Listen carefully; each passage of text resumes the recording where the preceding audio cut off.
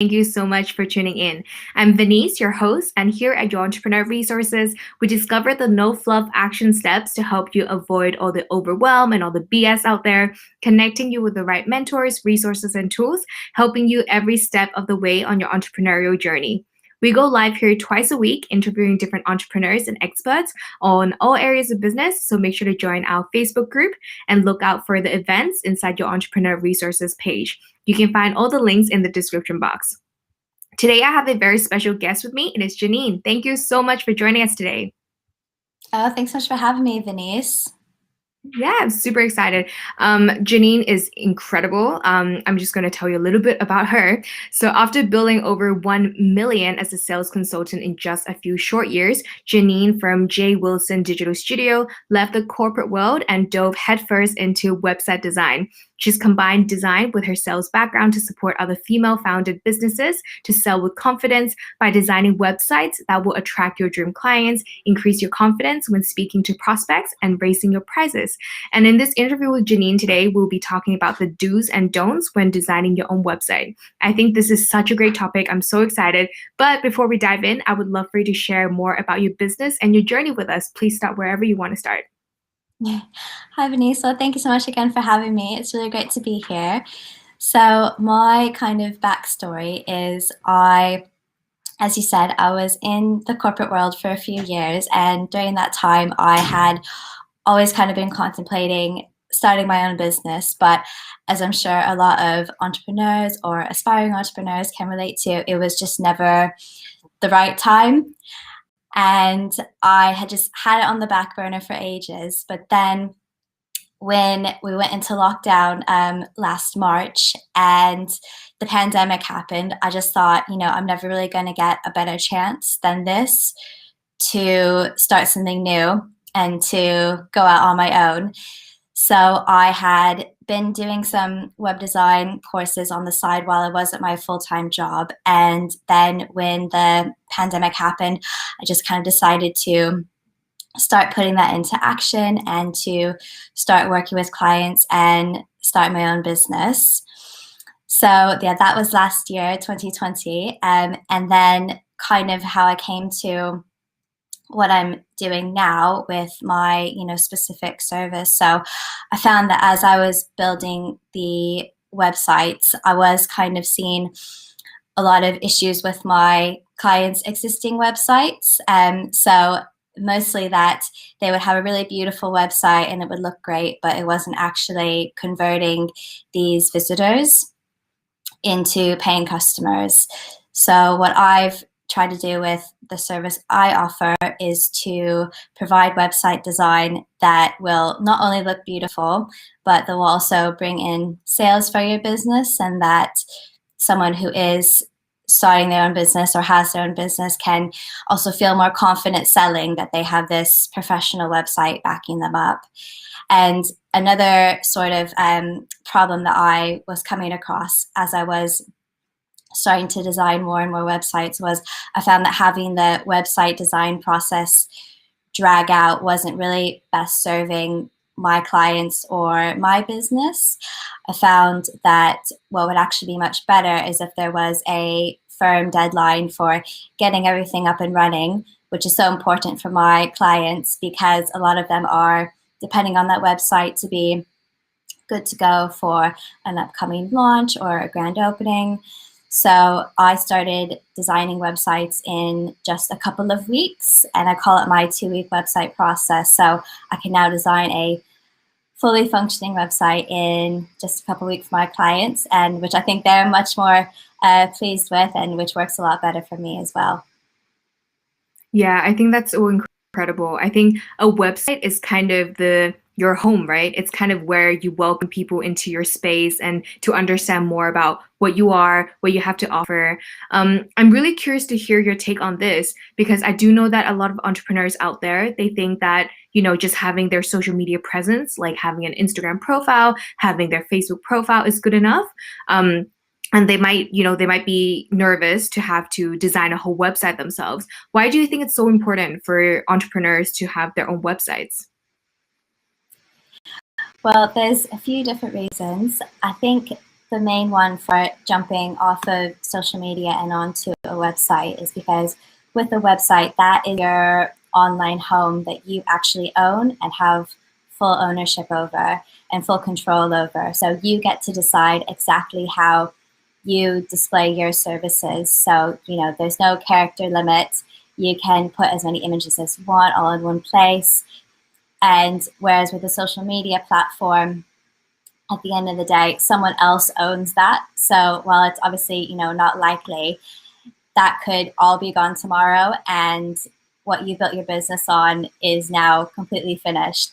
So it's much better to have a website that you've got the ownership over, that you've got that control over, to kind of really make sure you're safeguarded against that or any changes with these social media platforms, because, you know, they are happening all the time. So yeah, it's just better to be rest assured that you've got control over that. And it just adds so much professionalism and credibility to a business as well. So if you hear about a business and you want to find out more info, you know, the first thing you do is probably do a Google search for it. And I know a lot of times, you know, personally, even when I can't find a business's website, I think, you know, is this a legitimate business, or kind of what's going on here? So it's a really great way to just build that professionalism and just say, you know, like, yes, I am an official business, I'm a professional, and that will give you so much more confidence as well when you're selling your offers, to have that backing you up. And it can kind of be almost like a hub that you're sending your leads to. So, you know, you can direct people there from your social media channels, and then say, you know, and we can talk about this a little bit later as well, but say once they get on the website, then, you know, you can get them on your email list and then nurture them from there. So it's all just kind of one very important piece of your overall marketing strategy. Absolutely. I cannot agree with that like more. This is amazing. I think it's so important to have a website, even if it's not, you know, some crazy, you know, like super thorough website. Just put your presence out there. And I know you've got your 2-week system where you build your own website. What do you think are, you know, some of the most important pages that people should have on their website, even just at the beginning, just to get their presence out there? Yeah, so I'd say particularly for service providers, obviously, you know, you've got your homepage, which should kind of be a general overview of the rest of the site. It should just really direct people to the most important pages. It shouldn't kind of throw everything at them. It should just be where they can come to find out more info and give them a little taste of what's to come. You'll want to have an about page that can kind of go over a bit more about, you know, your backstory and what you've achieved, but keeping it super relevant to your visitor and their problem. So you don't want to go into a super lengthy backstory. You want to keep it like nice and easy and digestible for them. Then you'll have your services page going into the different services you offer, but depending on exactly what you do, you may want to break that up into different pages. So you may want to have, you know, say if you're a graphic designer, but you also do branding, you may want to have kind of one page for just the graphic design elements, and then another page for all of your branding projects or your branding services. And then obviously your portfolio with all of your past work. I really recommend having a testimonials page as well. I think that's one of the most important things to have on your website, especially if you are a service provider, because people want to see that you've helped other people just like them. And that's some really good social proof for you too. And then obviously your contact page with a contact form, not just an email address, just so people can get in touch right there on the page. And the reason why that is so important is because, you know, how many times have you gone to send an email, open up your email, and then instantly got distracted by everything that's in there? I'm sure loads of times. So true. So it's going to be much better for you and your lead generation if you've just got, you know, simple contact form on there that someone can fill out straight away on the website, and they don't have to navigate from the website to get in touch with you. I love that. Like for all the entrepreneurs that's listening right now that might not have a website yet and thinking about starting one, all you need, just like what Jeanine just said, homepage, about page, service page, portfolio slash testimonial page, and contact page. That's only 5 pages. And just start with that, right? Like you don't have to overcomplicate things and have a million pages and, write 100 blog posts before you click the publish button and have your website out there. So thank you so much for sharing that. Keep it simple, like always. Don't overcomplicate things, and don't be, don't wait for that one day for your website to be perfect, because it will not be perfect. It will probably never be perfect. So speaking about all the do's, like any other do's that you would like to share with us regarding starting your own website? Yes, so I've kind of put together 4 different tips I have for the things that I recommend doing for the website. And Amazing. this is obviously not an exhaustive, comprehensive list, but it is kind of the biggest offenders I see when I start to work on a client's existing website, if they have one that they've done themselves. So the first one is use white space. So what is white space? It's that negative space on the website. So between the different images and text and buttons, just leave a little bit of room, because it's not about trying to cram everything onto the page. If you think about it, people skim on the internet. They read a website very different than they would say reading a newspaper. So it's really different to give the different pieces of the page, the different elements, some room to breathe, and it just looks a lot better on the eye as well. I think that's also such an important one, especially for mobile view, because I think sometimes I go into websites on my phone and then I see everything so crammed together. The text is like overlapping each other. The images are, on top of each other, and it gets very confusing, and it's even stressful, like looking at those websites, right?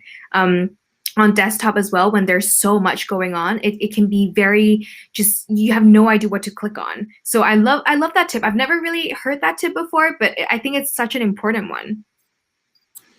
Yeah, so just kind of, as you said, not to overwhelm the visitor when they land on the site, just to give everything a little bit of room to breathe and break it up a little bit. You also, before you even begin designing the website, think about what information you want the visitor to see and in what order, as well as what actions you want them to take. So, if you don't know what they should do, neither will they, and they won't take the time to figure it out. They're going to leave the page probably for a competitor who does make it easy for them. So I guess a good example of this would be, typically the visitor is going to start on the home page, and then, you need to decide, do you want them to navigate to the About page next, and then the Services page, and then another Contact page, or do you want them to go to the Services page first?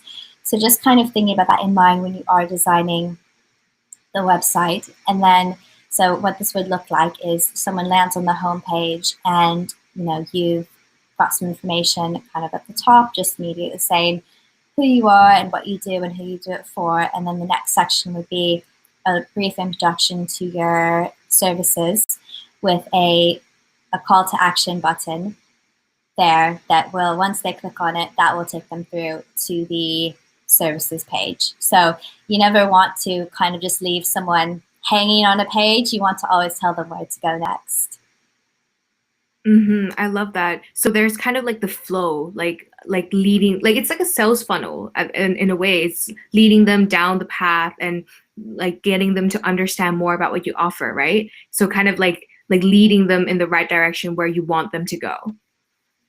Exactly. Really kind of taking them on a journey through the website and making sure that they're having a good experience on the website through all the different kinds of information.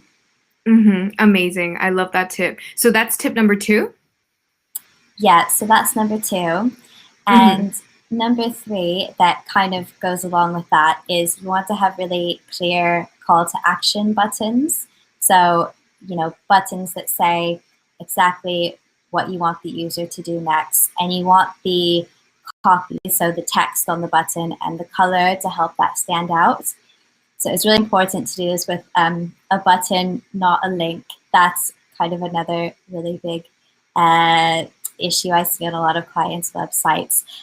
Don't worry, it's not being pushy. It's, again, just like building on that journey and showing the visitor where they should go, because, again, you know, they're not going to figure it out on their own. And I think with the text on the button, you have to be specific. So something like contact us is way too general. So, you know, what does that mean if I contact you? Like, do I get a free quote? Am I booking a consultation? Just making it kind of super simple and straightforward for them. And so that's kind of, yeah, like a, you know, basic example. But I guess my kind of more advanced tip would be on Squarespace, you can actually include a button in the top navigation of your website of maybe your most important call to action. So saying, you know, get a free quote, that could actually be there as a button instead of just a link in that top navigation, which will make it stand out a lot more. Wow, I actually think that's such a great tip, because when I go to a website and if I see there's a button on the top menu, I tend to click on it because I feel like, okay, so that is kind of where I should be going. And I feel like people are programmed in a way to click on buttons. So like what you said, is not being pushy. You're just helping them to bring them to the right direction, bring them to the place where they should be going, right? And I do think like contact us is a bit general. So get a free quote, you said? Like, for example, get a free quote, maybe book a discovery call. Is that what we should be putting as our buttons? Yeah, exactly. So just kind of making it a lot more specific and a lot kind of a lot punchier to really get that person to take action. Is there any particular color that you would encourage people to use as their buttons to kind of encourage them and, like, you know, get them to click on the buttons? Yeah, well, I'd say, you know, we could probably have a whole podcast episode just around colors and kind of the psychology around that. But I would say if you know, try to use like 2 or 3 colors on your website. So maybe you have, you know, a white or neutral background to help all the other elements like the buttons really stand out. And then using, you know, if you have brand colors, obviously use them. Try to use one of like the brighter colors, I'd say, for the buttons, but obviously, you know, keeping that with the overall look and feel of your brand and the website.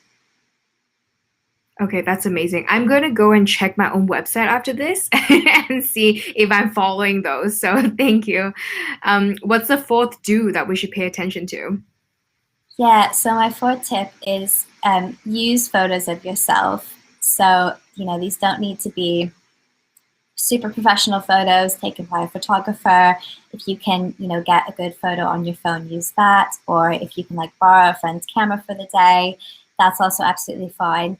Just because, you know, people buy from people at the end of the day, and it's super important that they can see you are a human being behind the screen, and it will just give the website a bit more of a personal touch as well, add a bit more of your personality in there.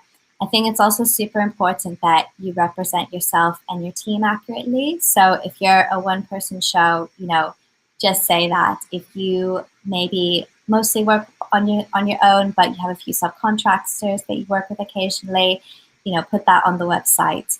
Just because people want to know who they're dealing with before they even reach out to book that free call or to get that quote. And if you can upload a high quality video to your website, that's actually even better, because that way someone can always get a sense of what you're like before they even speak to you. I love this, because even for me, when I decide to work with a company or even just purchase from a company, just seeing the faces behind the brand, or, you know, like, who is it that I'm talking to, it really brings that personal touch. And I can feel like, you know, we're just chatting, not like, you know, I'm talking to a logo, right? So that can definitely help. I love that tip.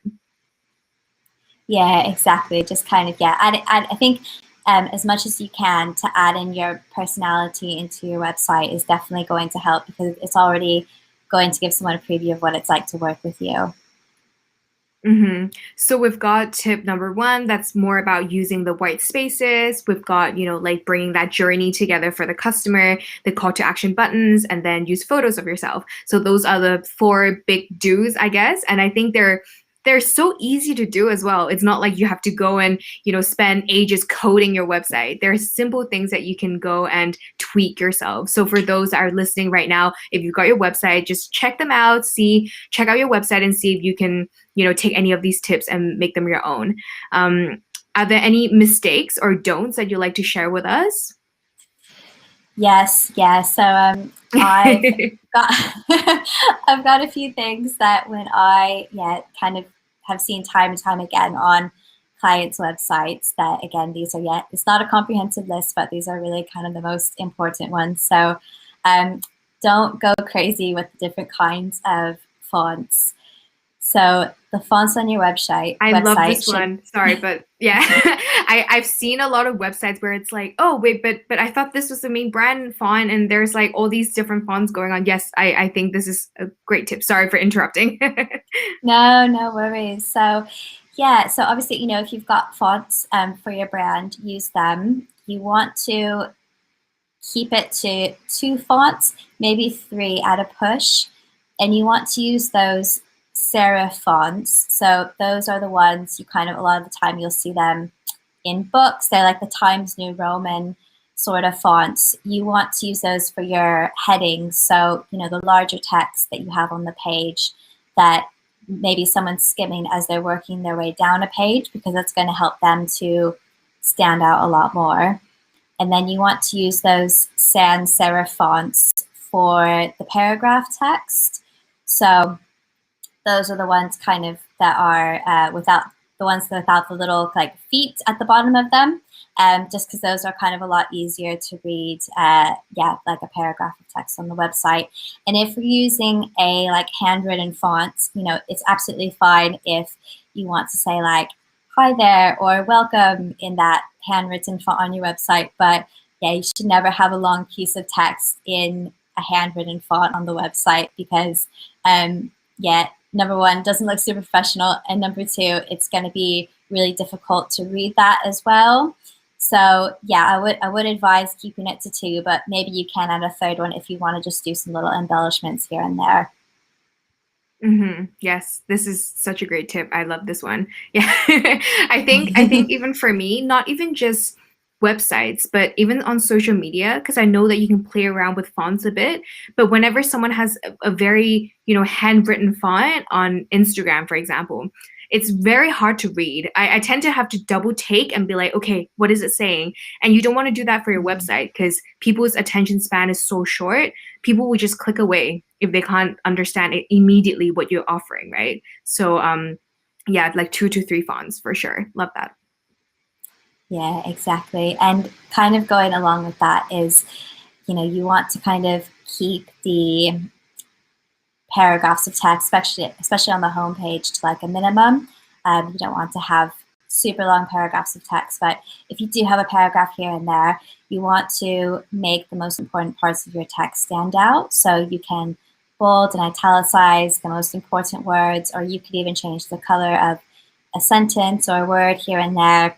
But you also don't want to overdo it, because it can look a little bit messy. So you kind of want to keep that balance as well, to try to make the most important parts of the text stand out. I think sometimes I see people's websites with different background colors. So for example, it would be a big paragraph, but they would break it up with different like background colors, or they would change up the font size a little bit just to make it like not so boring, like a big chunk of text. Would you advise people to do that as well? Yeah, that's also a really good idea. So yeah, making some words or some parts of the text a little bit larger, or using background colors is also a really great way to kind of keep it interesting as someone scrolls down the page. Fantastic. I love that. Okay. Is there any other mistake or anything that we should avoid doing when it comes to our websites? Yeah. So I've got one more about the website specifically, and then I've kind of got one about how the website can fit into your overall marketing strategy. So when it comes to the website, I'd say, don't overcrowd your top navigation, so that menu of the page that tells the user where they can go. Obviously, if you have a smaller website, it's a bit simpler, but if you have a larger website and you've got like your privacy policy and your terms and conditions, you want to save those for the footer of the website. You can keep the most important pages in the navigation at the top of the page and just move everything else down to the footer. So you want to keep the pages in the header navigation that are the most important for people to take action on, kind of the ones we were mentioning earlier, home, about, services, portfolio, testimonial, contact. Keep those in the top and just move everything else to the bottom. Yes, I think I'm my hands up right now because I'm so guilty of doing this. I actually had, I think, 8 things on my menu. And then I realized that people have no clue where to click. And that kind of comes back to the second tip you had for us about do's, right? You should make sure that it's very clear where people should be clicking onto, how people should navigate, and having too many things in your menu is probably going completely against that. So yeah, super important. Exactly, yeah. So just kind of keeping it as simple for them as possible. And yeah, so then kind of, how this fits into everything else you're doing for your business. So you definitely don't want to forget about your email marketing list while you are setting up the website. So, your website can really only be an effective marketing tool if you are capturing that traffic in the form of leads. So even if someone first lands on your website and maybe they're, kind of in the consideration state where they're researching, different social media managers or different virtual assistants, you want to still be able to have a way to keep in touch with them. So what I would recommend is having, creating a freebie. So something that you can give out for free in exchange for that person's email address. And that could look like a free training or a free ebook. And then have a pop-up on your website that either appears after the person has been on the page for a certain period of time. So usually you can put a timer on that, whether it's, a minute or a couple of minutes, or even like 30 seconds. Or you can have that pop up. Yeah, you can have that pop up after that certain amount of time. Or you could also have it pop up when they go to close the window, because at that point they will have already gotten to know you a little bit more. So if you think about it, when someone first lands on your site, having that pop up come up straight away is probably not going to generate a huge amount of leads because they haven't had any time to get to know you yet. So you want to first give them the opportunity to see what you're about, hit them with that freebie. And then from there, once they're on your email list, you can just nurture them from there. Yeah, definitely. Would you recommend any kind of tools for kind of creating this pop-up? Yes, well, I love MailerLite. That's what I use in my business. It's actually completely free up to your first 1,000 subscribers. And you can, integrate it on all the main website platforms. So you can use that to create a email sequence of the different emails going out when someone first gets the freebie. And in terms of creating the freebie itself with, the graphics and things, if you are going to do a free ebook, I definitely recommend doing that in Canva. There's also a free graphic design platform that you can use to just create, a simple PDF that just shows off your expertise a little bit.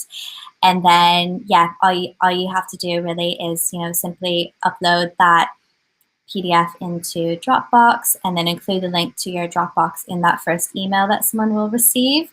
They can just go to Dropbox, download it, and then done, they're on your email list. Perfect. I love MailerLite as well. It is one of the email service providers I use. I use a few, but it is definitely one of the best ones. Would you recommend that people stick with WordPress, or you talked about Squarespace earlier? What is the best platform that you recommend people use? Yes, so I actually myself exclusively design on Squarespace. So I've tried all the big platforms, but I just find that Squarespace, it is really easy to use and to maintain after I build the website for my clients. So they can have a fully functional website in the 2 weeks, and then after those 2 weeks are finished, I want to empower them to make those updates to their website themselves. So they can just kind of like go in, do what they need to do. I provide a guide as well to kind of walk them through the finer details of how to do that. But yeah, so it's really great for that, for just the maintenance aspect. They have really great customer support.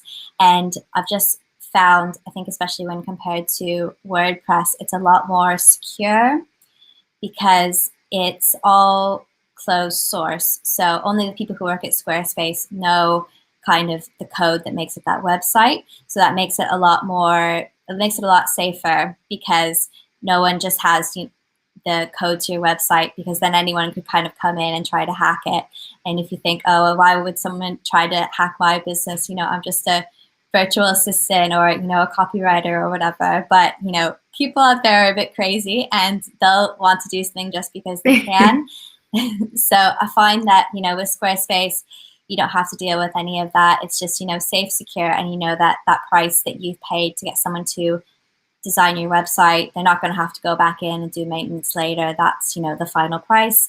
And yeah, that kind of, makes it a lot easier for you to plan as well. Yeah, for sure, definitely. I use WordPress myself, but I played with Squarespace. I've used Wix. I know that there's so many platforms out there. And before anybody gets overwhelmed, just remember they all work fine. Like, you don't need to worry about, you can always change in the future if you want to. So don't get overwhelmed and just stick with the tools that you have available to you. I know that there are people out there that's like, okay, it's actually not that difficult to create a website.